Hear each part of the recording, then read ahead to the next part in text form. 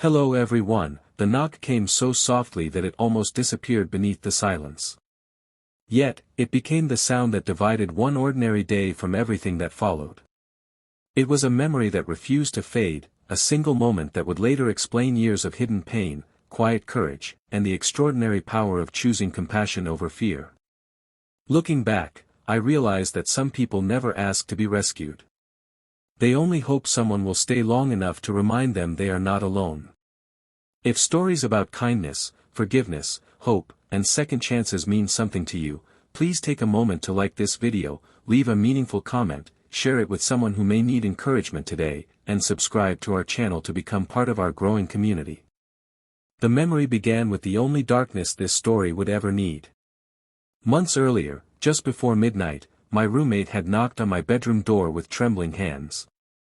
She looked exhausted, frightened, and completely defeated as she quietly admitted that she did not want to be alone that night. I had no idea what battle she was fighting inside her heart, but I knew enough to offer the guest blanket from the hallway closet and stay awake talking until the first rays of morning sunlight spilled through the curtains. By sunrise, nothing appeared unusual anymore. Yet, that brief moment quietly changed the direction of both our lives. Her name was Meredith, and she had moved into the apartment only a few weeks before that unforgettable morning. She always appeared cheerful in public, greeted neighbors with genuine warmth, remembered birthdays, watered the plants on the balcony, and somehow made every room feel brighter without trying. She laughed easily, baked cinnamon bread on weekends, and filled the kitchen with music while making breakfast. Most people believed she lived an uncomplicated life. I believed it too until that night revealed how carefully some people learn to hide their deepest wounds. The following morning arrived with bright sunshine, clear skies, and the comforting rhythm of an ordinary weekday. Meredith smiled as though nothing unusual had happened. She thanked me for listening and insisted she simply needed company because difficult memories sometimes returned unexpectedly. I accepted her explanation without pressing further. Everyone deserved privacy, and trust could never be forced. Yet, I noticed tiny changes that most people would have missed. She stared out the living room window longer than before. She hesitated whenever her phone vibrated. Sometimes she would pause while folding laundry as though a distant memory had stolen her attention for only a few seconds before she returned to reality.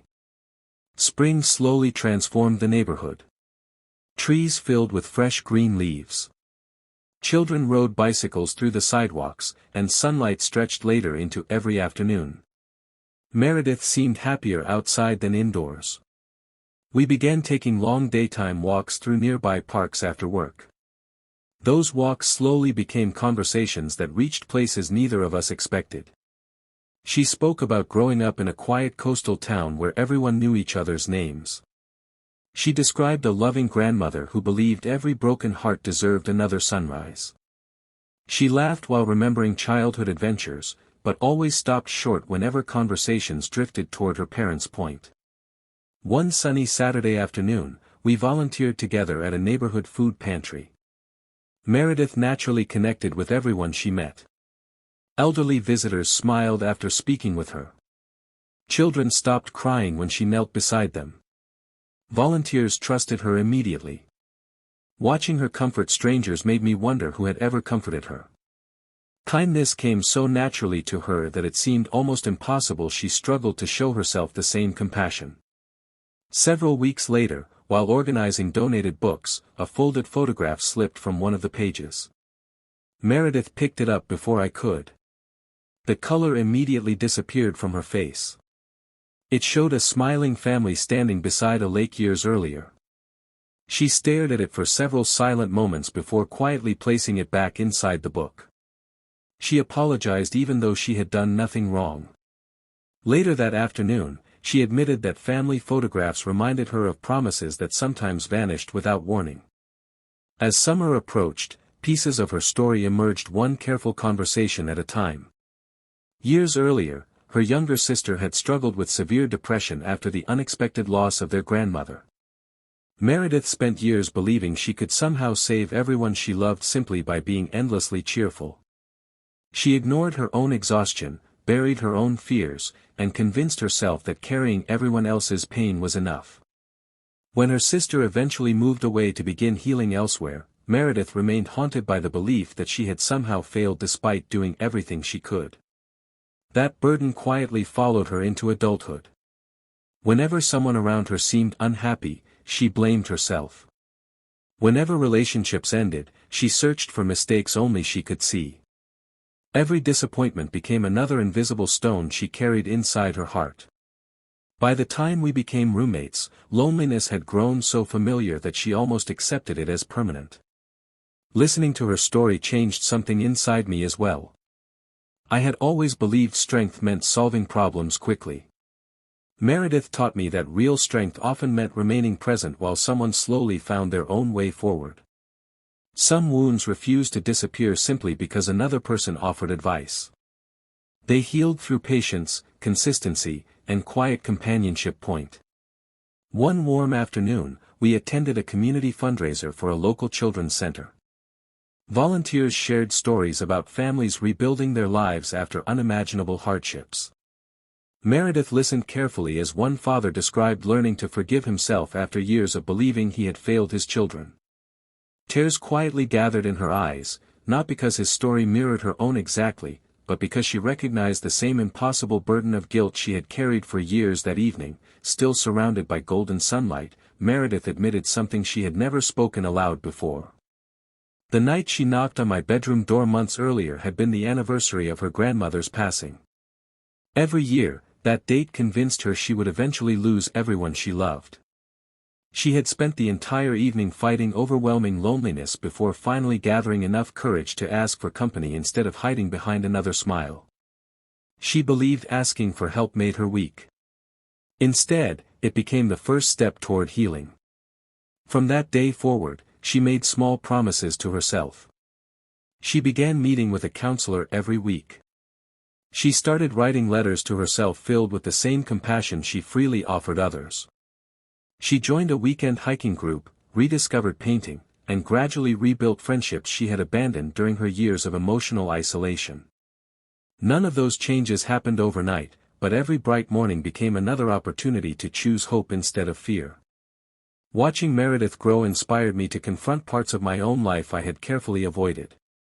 I reached out to my older brother after years of unnecessary silence. I apologized for arguments that no longer mattered. To my surprise, forgiveness arrived much faster than pride ever had. Meredith smiled when I shared the news, reminding me that healing often spreads quietly from one life into another. Autumn arrived with crisp blue skies and colorful leaves dancing across city streets. Our apartment felt different now. Laughter returned naturally. Fresh flowers appeared on the kitchen table. Weekend breakfast stretched into long conversations about dreams instead of disappointments. The silence that once felt heavy gradually transformed into peaceful comfort. Then one beautiful afternoon, almost a year after that unforgettable knock, Meredith received a handwritten letter from her sister. Inside were photographs of a family reunion they had missed together years before. Her sister thanked Meredith for never giving up on her, explaining that the love she received during her darkest days had remained with her even after they lived apart. Meredith cried openly for the first time since I had known her.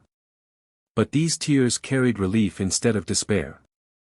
For years, she believed she had failed. Instead, she discovered that love sometimes continues working quietly long after we believe it has disappeared. That we celebrated that weekend with homemade bread, fresh lemonade, and a picnic beneath enormous maple trees glowing with autumn colors. Children laughed nearby while families filled the park with ordinary happiness. Meredith looked around at the simple beauty surrounding us and admitted she finally understood something her grandmother used to say. Healing was rarely dramatic. Most often it arrived disguised as ordinary days shared with ordinary people who simply refused to leave when life became difficult. As the afternoon sun slowly settled toward the horizon, I realized the greatest gift either of us had received was not perfect happiness. It was the courage to let another human being witness our imperfections without shame. Compassion had turned strangers into family, fear into hope, and one quiet knock into the beginning of two entirely different futures. Before this story comes to a close, I would love to hear from you. Please leave a meaningful comment